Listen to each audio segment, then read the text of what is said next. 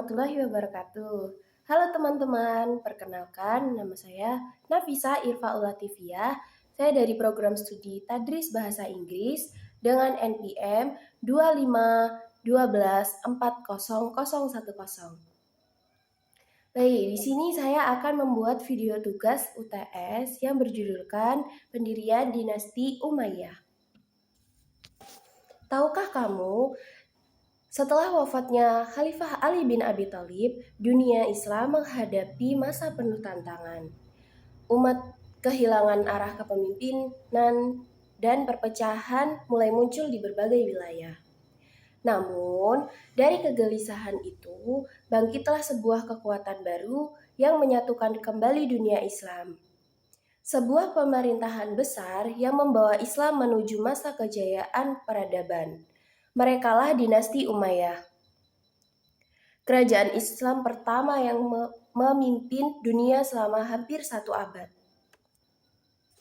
Di tangan mereka, Islam tidak hanya bertahan tapi berkembang pesat.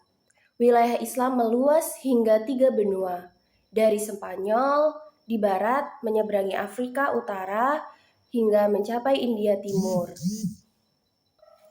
Masjid megah dibangun, ilmu pengetahuan tumbuh, dan budaya Islam mulai dikenal di seluruh dunia. Inilah awal masa keemasan Islam, masa ketika cahaya peradaban berislam dari Damaskus ke seluruh penjuru bumi. Dinasti Umayyah pada tahun 661 hingga 750 Masehi, awal kejayaan Islam setelah Khulafaur Rasyidin. Berdirinya dinasti Umayyah setelah wafatnya Khalifah Ali bin Abi Thalib pada tahun 661 Masehi. Masa Khulafaur Rasyidin berakhir, situasi politik dunia Islam banyak perpecahan dan konflik internal. Dalam situasi tersebut, Muawiyah bin Abi Sufyan yang saat itu menjabat sebagai gubernur Syam diangkat menjadi khalifah dan mendirikan dinasti Umayyah.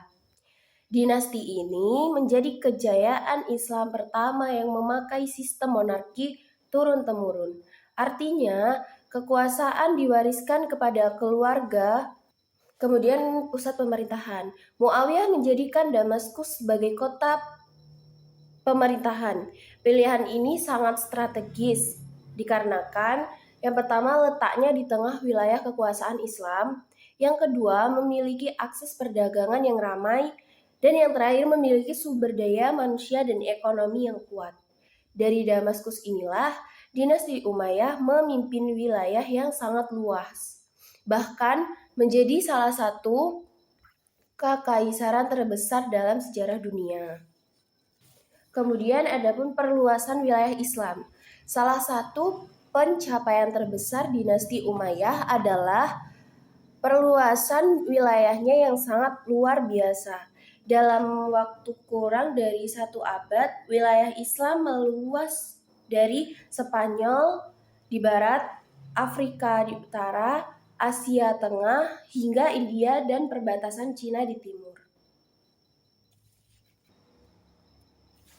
Adapun beberapa tokoh penting dalam ekspansi di antara lain yaitu Tariq bin Syed yang menaklukkan Spanyol melalui Gibraltar, Qutaibah bin Muslim yang memperluas kekuasaan ke Asia Tengah, Musa bin Nusyair yang menaklukkan wilayah Afrika Utara. Manakala ini menjadikan Islam sebagai kekuatan dunia yang disegani oleh Romawi Timur dan Persia. Kemudian yaitu sistem pemerintahan dan administrasi. Dinasti Umayyah dikenal memiliki sistem pemerintahan yang teratur dan modern untuk masanya. Beberapa kebijakan pentingnya diantara lain yang pertama yaitu membentuk Biro Administrasi Negara, seperti keuangan, Diwan Al-Khairaj, militer, Diwan Al-Jund, dan pos Diwan Al-Barid, yang kemudian menetapkan bahasa Arab sebagai bahasa resmi pemerintahan dan ilmu pengetahuan di seluruh wilayah Islam. Kemudian, mengembangkan sistem pajak dan pertanian untuk menopang perekonomian negara. Yang terakhir yaitu membentuk angkatan laut Islam yang kuat untuk menghadapi kekuatan Bizantium. Kemudian yaitu kemajuan peradaban dan kebudayaan. Selain bidang politik dan militer, dinasti Umayyah juga berjasa besar dalam mengembangkan ilmu pengetahuan, seni, dan arsitektur Islam. Beberapa pencapaiannya yaitu pembangunan Masjid Umayyah di Damaskus, salah satu masjid termegah di dunia. Yang kedua yaitu munculnya arsitektur Islam khas dengan kubah menara dan kaligrafi indah. Kemudian berkembangnya ilmu bahasa Arab, sastra, dan sejarah Islam. Pada masa ini juga umat Islam mulai mempelajari ilmu pengetahuan dari Yunani dan Persia yang kemudian menjadi dasar kemajuan intelektual di masa dinasti Abbasiyah. Kemudian sosial dan ekonomi. Kehidupan ekonomi pada masa dinasti Umayyah tergolong makmur. Dinasti Umayyah tergolong makmur karena hal ini didukung oleh luasnya wilayah yang kaya hasil bumi, lancarnya jalur perdagangan internasional, adanya sistem perpajakan yang teratur, dan penggunaan mata uang Islam atau dinar dan dirham yang stabil. Namun, di sisi lain muncul kesenjangan sosial antara bangsa Arab dan non-Arab atau Mawali. Hal ini menimbulkan ketidakpuasan dan menjadi salah satu penyebab keruntuhan dinasti. Kemudian yaitu kemunduran dan runtuhnya dinasti Umayyah. Setelah masa kejayaan di bawah khalifah seperti Muawiyah, Abdul Malik bin Marwan, dan Al-Walid bin Setelah masa kejayaan di bawah khalifah seperti Muawiyah I, Abdul Malik bin Marwan, dan Al-Walid bin Abdul Malik, kekuatan dinasti Umayyah mulai melemah. Penyebabnya yaitu konflik politik dan perebutan kekuasaan antar keluarga, ketidakadilan sosial terhadap non-Arab atau Mawali, pemberontakan dari berbagai kelompok, terutama dari kaum Abbasiyah dan di Irak dan Persia. Akhirnya, pada tahun 750 Masehi, dinasti Umayyah runtuh setelah kalah dan pertempuran Zab melawan pasukan Abbasiyah.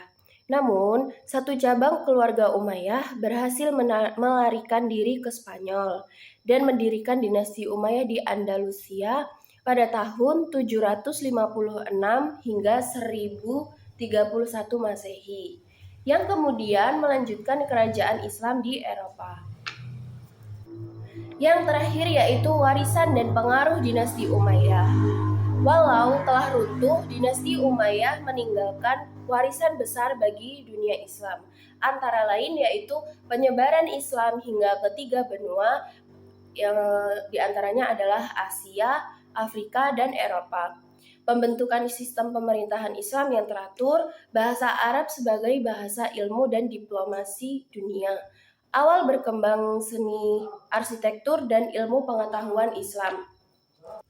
Kesimpulannya yaitu dinasti Umayyah adalah titik kejayaan peradaban Islam setelah masa Khalifahur Rasyidin. Mereka berhasil memperluas wilayah, mengatur pemerintahan dengan sistem modern, dan membangun dasar peradaban yang kelak diteruskan oleh dinasti Abbasiyah, walaupun akhirnya runtuh karena konflik politik dan sosial. Warisan dinasti Umayyah tetap abadi dalam sejarah Islam dan dunia. Baik, sekian dari saya. Apabila ada kekurangan dan kesalahan, saya mohon maaf dan yang sebesar-besarnya. Sekian dari saya. Apabila ada kekurangan dan kesalahan, saya mohon maaf yang sebesar-besarnya. Saya akhiri, wabillahi taufik wal hidayah. Wassalamualaikum warahmatullahi wabarakatuh. Terima kasih sudah menonton.